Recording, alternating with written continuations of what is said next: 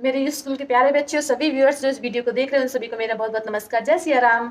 तो बच्चों, आज एक नई कहानी लेके आए हैं। इस कहानी को आप बड़े ध्यान से सुनिए, क्योंकि बहुत बच्चों के अंदर तो ये हैबिट होगी पक्का होगी। और ये जब हैबिट बड़े तक जाती है ना, तो ये एक बीमारी का रूप ले लेती है।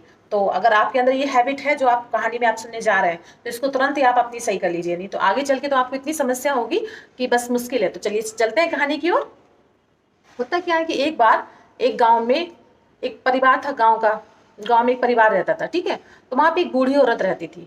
वो बहुत ही ज्यादा झगड़ालू प्रवृत्ति की थी। मतलब सबको इसको बोलते थे कर्कशा, हमेशा झगड़ा करती रहती, हर किसी से छोटी छोटी बात में झगड़ा करती थी। और जब उसको गुस्सा आता था तो बहुत गंदे गंदे शब्द बोल दे रही थी सामने वाले को।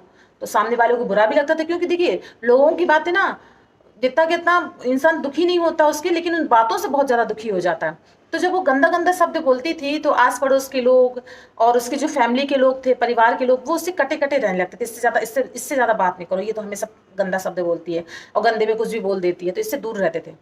उसे जब उसका क्या गुस्सा आती थी वो बोल देती थी। उसके बाद जब गुस्सा उसका शांत होता था तो फिर वो उसको पश्चाताप भी होता था। फिर लोगों के पास जाती, अरे वो गुस्सा आ गया था ना, इसलिए हमने ऐसा कह दिया, अरे सॉरी सॉरी, ऐसे ऐसे अपना करने लगती थी बूढ़ी औरत। आप लोगों के साथ भी ऐसा होता होगा अक्सर, अपने आप को इससे जोड़ के देखिए। फिर क्या होता, लेकिन वो क्या होता, उसके पश्चाताप करने से कुछ होता नहीं है, वो कितनी भी माफी मांग ले। अब तो लेकिन जो जिसके मन में वो बात लग जाती है तो वो फिर उससे कटा कटा रहने लगता, दूर दूर रहने लगता। तो उसे भी समझ में आता उस औरत को कि मेरी ये बहुत बड़ी कमजोरी है। तो एक बार क्या होता है कि उस गांव में एक सन्यासी निकलता है। सन्यासी लोग तो जानते हैं ना, उनके पास लोग अपने दुख बता देते हैं, अपने कष्ट बता देते हैं, अपनी जो बुरी हैबिट है वो बता देते हैं। वो इसलिए बताते हैं कि अगर ये सन्यासी है, इतना पूजा पाठ इन सब में रहते, तो ये कोई ना कोई रास्ता जरूर बता देंगे। तो उस बुढ़िया के घर भी आते हैं वो सन्यासी भिक्षा मांगने के लिए। तो बुढ़िया वो क्या देती है, उसको भिक्षा दे देती है और देती है, बैठा के कहती है, पर बाबा जी मेरी बात तो सुन लीजिए। बोले क्या? मेरी सबसे बड़ी समस्या ये है कि मुझे गुस्सा बहुत ज्यादा आता है और मैं गुस्सा कर देती हूँ। और गुस्सा के बाद फिर बाद में समझ में आता है कि हाँ मुझसे गलती हो गई। फिर क्या, मैं किसी से अगर माफी भी मांगती हूँ लेकिन लोग मुझसे कटे कटे रहते हैं। सन्यासी सोचता तो है, तो कहता है हाँ चलो मेरे पास एक दवा है, लेकिन एक मैं इस दवा को दे रहा हूँ।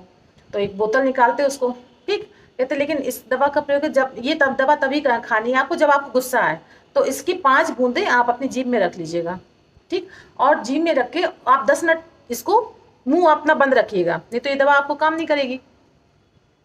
कहते ठीक है। अब क्या होता, चूंकि सन्यासी ने कहा तो उसका विश्वास भी बहुत ज्यादा बढ़ गया था कि हाँ ये दवा मुझ पर काम करेगी। तो ऐसे ही होता, कई घटना ऐसी होती है कि अब झगड़ा के समय आ गया, गुस्सा आ गई, तो वो क्या करती है, वो सन्यासी फटाफट बोतल लाती है, उसमें से 4 बूंद अपने जीभ में रख लेती है और 10 मिनट शांत होती है। जब ऐसा करती है तो उसका सही बात है, उसका गुस्सा जो है ना उतरने लगे, धीरे धीरे उसका गुस्सा जाने लग गया। जब गुस्सा जाने लगा तो लोग फिर थोड़ा थोड़ा थोड़ा उसके प्रति आने लगे कि हाँ चलो ठीक है, बुरी है, अरे अब ये सही भी हो रही है, इस तरह करके लोग उसके नजदीक भी आने लगे।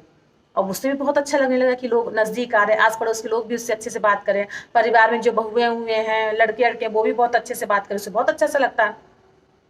फिर क्या हुआ था, 7 दिन बाद फिर वही सन्यासी उसी के घर के पास आता है, ठीक। तो फिर बुढ़िया उसे भिक्षा देती और बोलती, बाबा जी आपने तो बहुत अच्छी दवा दी, और जिस दिन से हमने आपकी दवा खाई है ना, तो वास्तव में मेरा गुस्सा सही हो गया।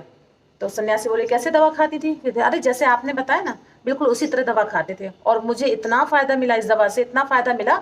अब तो मुझसे कुछ लोग जो मुझसे दवा पूछ रहे ना, तो उन्हें मुझे दवा देनी है, आप हमें दवा दे दीजिए वो। तो सन्यासी बोला, देखो भाई तुम्हें सच सच बात बताएं, तो उस शीशी में दवा तो थी नहीं। उसमें तो प्लेन जो पानी होता ना, वो पानी था। अब वो बुढ़िया बिल्कुल वो हो गई, अरे दवा नहीं थी, पर मुझे तो बहुत उससे आराम मिला। तो सन्यासी बोले, तुम्हें इसलिए आराम मिल गया कि जब तुम्हें गुस्सा आता था ना, और उस समय जब तुमने 4 बूंद अपनी जीभ में रख लिया, तुमसे कहा 10 मिनट मुंह बंद करो, तो तुम्हारा जो गुस्सा 10 मिनट मुंह बंद करने से, वो जो तुम्हारा गुस्सा था थोड़ी देर के लिए आता था, तुम गंदा गंदा बोल देती थी उस थोड़ी देर के लिए, और फिर लोग तो तुम्हारे गंदे शब्द से दुखी होकर तुमसे दूर भग जाते थे। तो वो जो तुमने थोड़ी देर शांति रखी ना अपने अंदर, तो वो तुम्हारी गुस्सा जो है खत्म हो गई वहां पर, ठीक है। इसीलिए तुम्हें आराम मिल गया, इसमें कोई दवा नहीं थी। तो फिर उसको भी समझ में आता है कि हाँ अच्छा ऐसा है। अच्छा, इस कहानी के द्वारा आप अपनी लाइफ में सोचिए कि आपको भी बहुत ज्यादा गुस्सा आता है कि आप किसी को एकदम से गुस्सा आ रहा, फिर आप गंदे गंदे शब्द बोल रहे हैं, फिर वो परिवार से आपके कोई दूर चला गया, या ऐसा कुछ अभी ऐसे लगता है, या लोग कहते हैं, बहुएं कहती हैं कि सास बहुत खराब है, या भाई कहते हैं कि ये भाई बहुत खराब है, केवल आपकी गुस्सा के कारण। अगर ऐसा होता है ना, तो सीधा सा तरीका है कि आपको 10 मिनट शांत रहना है। और अगर आपको ऐसा कहीं कहीं लोगों को तो ऐसा भी गुस्सा आ जाता है कि वो फिर पहले गंदे गंदे शब्द बोले, फिर उसके बाद मारपीट पे भी उतर आते हैं। जितने भी वायलेंस हो रही, हिंसा हो रही, उन सब के पीछे कारण क्या होता है? केवल शब्द। आप किसी को इतना गंदा शब्द बोलते हो और फिर वो उसको सहन नहीं करता, फिर आपकी स्थिति मारपीट पे उतर के आती है। तो अगर आप इस तरह की कंडीशन में हैं तो अपने अंदर थोड़ा सा सुधार करने की जरूरत है, क्योंकि अभी तो आप छोटे हो और जब आप बड़े होगे तो आपके अंदर ये चीज अगर बढ़ेगी तो आप समाज में, अपने परिवार से, अपने सभी लोगों से आप दूर होते जाओगे।